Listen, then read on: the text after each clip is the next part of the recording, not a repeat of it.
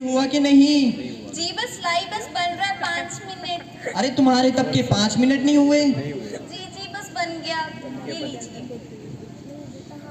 पवन का टिकट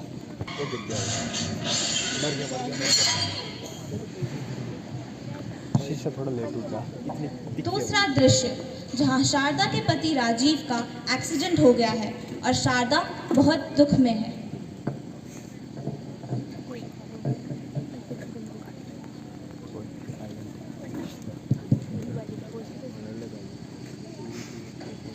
राजीव, राजीव, ये क्या हो गया? राजीव उठिए। ये प्री रिकॉर्डेड है। छोड़ के कहाँ चले गया? ये प्री रिकॉर्डेड है। तेरे को पता लगा? हमने जो सपने देखे थे उन्हें कौन पूरा करेगा? सिर्फ यही सीन प्री रिकॉर्डेड है। हाँ ये सीन प्री रिकॉर्डेड। राजीव उठिए ना।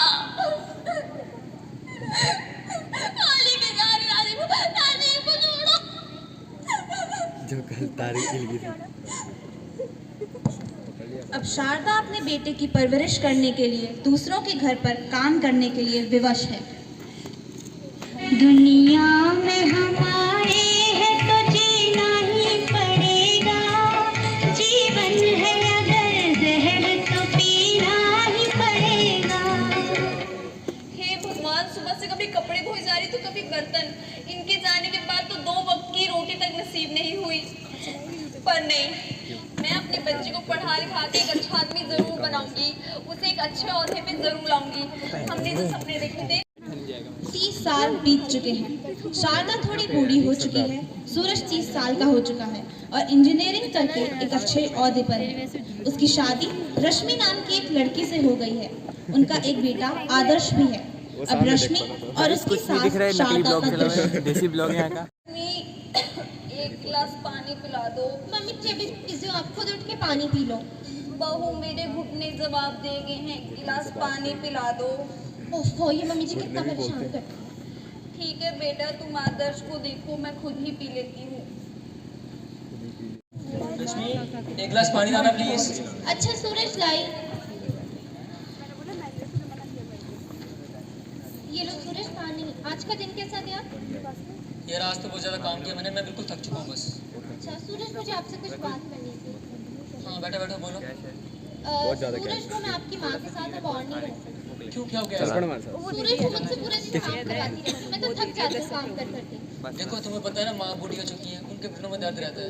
वो इतनी भी बूढ़ी नहीं हुई कि खुद का काम तक ना कर सके। देखो तुम जो मर्जी करो, काम तो बस तुम्हें करना पड़ेगा। अपनी माँ के साथ जा रही हूँ मैं अपने मायके। है ना वैसे हो जाएगा ना हमारा कोई इससे काटना है। रुको रुको रुको, ये तो है ही तुम नहीं। मुझे छोड़ के मत जाना। यहाँ पे आओ, बैठो यहाँ पे बैठो, काम डाउन बस। देखो मैं समझाता हूँ माँ को, मैं करता हूँ कुछ बात, ठीक है? तुम मुझे छोड़ के मत जाना बस। हाँ समझा लो अपनी माँ को, मुझसे नहीं झेली जाती अब वो और। ठीक उसके पास तो माइक ही नहीं है। सूरज रश्मि की बात पर कुछ देर विचार करता है और अपनी माँ से बात करने जाता है।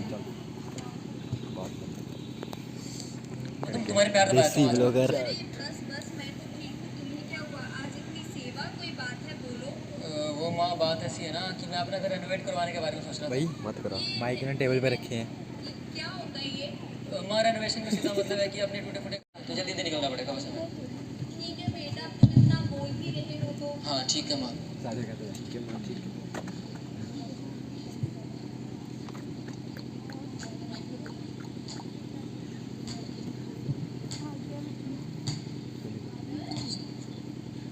जीजू गई। दादी माँ आपको पता है शांत हो जाओ। मेरे को क्या हुआ? मेरे को क्या पता है क्या हुआ? कि मम्मी पापा आपको घर से बाहर निकालने की बात कर रहे थे। नहीं आदर्श, ऐसी कोई बात नहीं। मैं बस कुछ दिनों के लिए अपने भैया के घर जा रही हूँ, बस इसलिए। आपकी कल टेस्ट है ना, जाओ पढ़ाई करो। तो ठीक है, मैं पढ़ लेता हूँ। हाँ,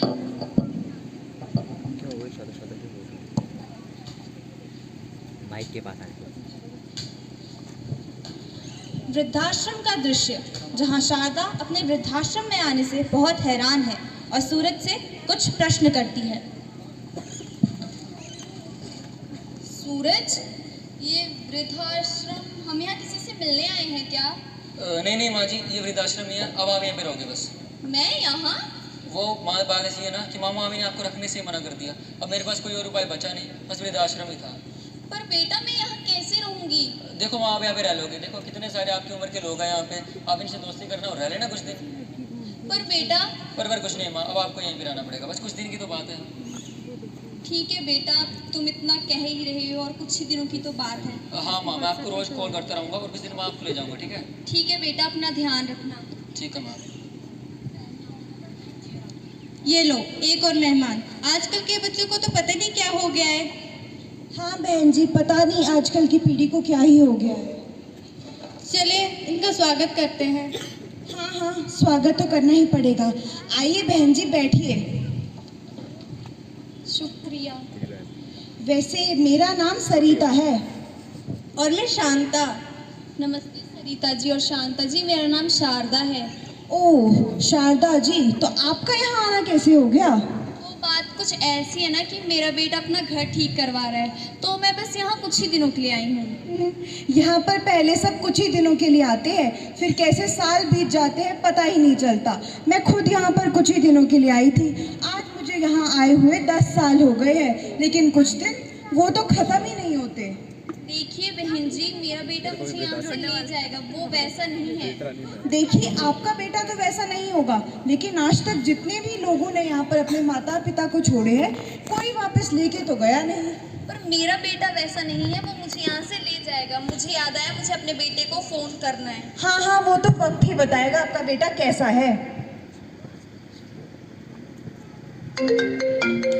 हे भगवान, माँ का फोन। हेलो हेलो बेटा, कैसे हो तुम? माँ, मैं तो ठीक हूँ ना, पर अभी मैं बहुत ज़्यादा बिजी हूँ। मैं आपको बाद में कॉल करूँगा बस। बेटा सुनो, बाय, बाय, बाय। मेरी बात तो सुनो बेटा। क्यों हो गई आपके बेटे से बात? क्या बोला उसने? देखिए वो जरूर अपने काम में व्यस्त होगा, ऐसी कोई बात नहीं है। व्यस्त ही होगा। काम तो मेरा खत्म हो गया यार, क्या करूँ? हाँ, रश्मि को कॉल करता हूँ। मेरे हाथ बड़े शेक करें।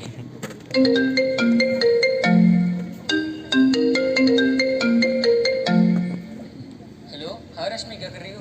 कुछ नहीं सूरज, बस सास भी कभी बहुत ही सीरियल देख रही हूँ। सास भी कभी बहू थी, वाह। अच्छा, खाने में क्या बनाया आज? खाने में अभी तो कुछ नहीं बनाया, समझ भी नहीं आ रहा क्या बनाऊँ। अच्छा छोड़ो खाना वाना, आज ना रणबीर कपूर की मूवी रिलीज हुई है ब्रह्मास्त्र। बाहर चलते हैं, मूवी देखते हैं और खाना वाना बाहर से खा के आ जाएंगे, ठीक है? ठीक है सूरज, तो मैं जल्दी जल्दी तैयार हो जाती हूँ। हाँ हाँ हाँ, जल्दी तैयार हो जाओ, बाय। बाय। तो यहाँ आपने देखा कि सूरज के पास अपनी माँ से बात करने का समय तो नहीं था, लेकिन अपनी पत्नी से बात करने का समय उसके पास था। पर अब 5 साल बीत चुके थे।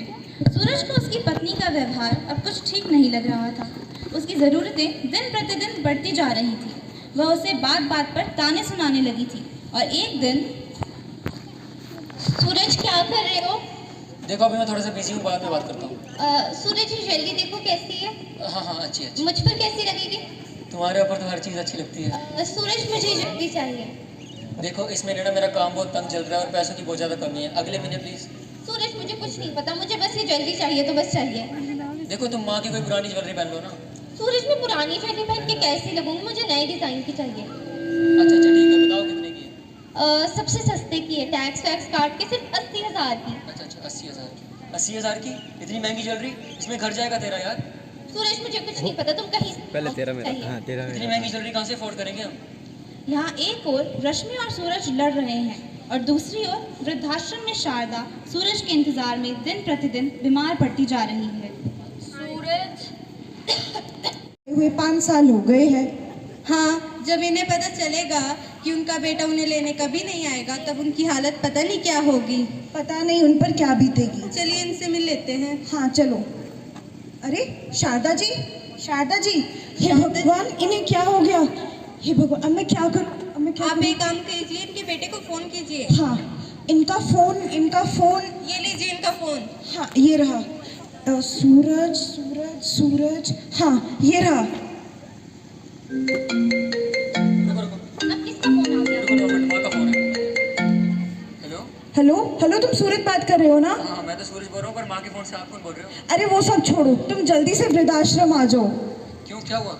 बस तुम जल्दी आ जाओ, तुम्हारी माँ को पता नहीं क्या हो गया है। क्यों, क्या हुआ माँ को? तुम जल्दी आ जाओ। ठीक है। मेरी अपनी माँ के पास। तुम मुझे जाने दो प्लीज। सूरज कहाँ चले गए?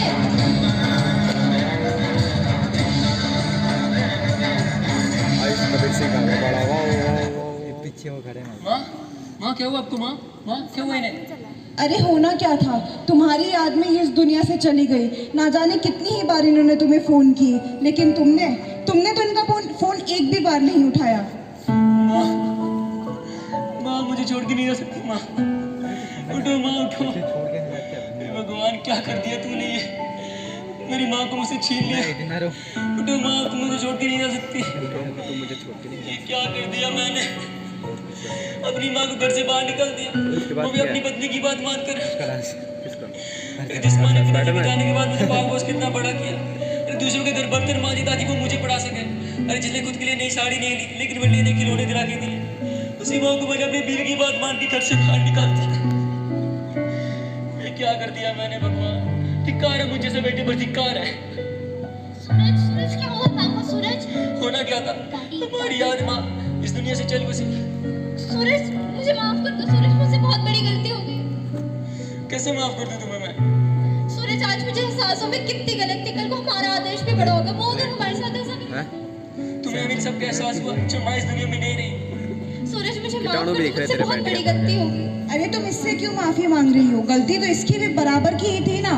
अगर तुम्हें सच में माफ़ी मांगनी है तो तुम्हें भगवान से माफ़ी मांगनी चाहिए। आखिरकार माता पिता को हमारे भगवान का दर्जा दिया गया है, और अब तुमने अपनी माँ के साथ इतना अन्याय किया तो तुम्हें माफ़ी इससे नहीं बल्कि तुम्हें माफ़ी तो भगवान से मांगनी है। तो मेरी टोपी दिखाई दे रही है इससे छुटी। इतना सब हो जाने के बाद अब सूरज और रश्मि पश्चाताप करते हुए हर महीने वृद्धाश्रम जाते हैं, लोगों की सेवा करते हैं, दान करते हैं तथा वहाँ अपने माता पिता को छोड़ने आए लोगों को समझाते हैं। इस लघु नाटिका के माध्यम से हम सभी बच्चों को यह संदेश देना चाहते हैं कि हमें अपने माता पिता का आदर करना चाहिए तथा बुढ़ापे में उनकी देखभाल करनी चाहिए, क्योंकि उनके त्याग, सहयोग एवं कठोर साधना के बिना हमारा कोई अस्तित्व नहीं। तो आइए हम सब मिलकर यह प्रण करें कि माता पिता का करो सम्मान, करेगा जग हम सब पर अभिमान, बनेगी हमारी आदर्श पहचान, क्योंकि माता पिता में बसती है हमारी जान। आइए अब इस लघु नाटिका के पात्रों से मैं आपका परिचय करवाती हूँ। राजीव का पात्र निभाते हुए अर्जुन,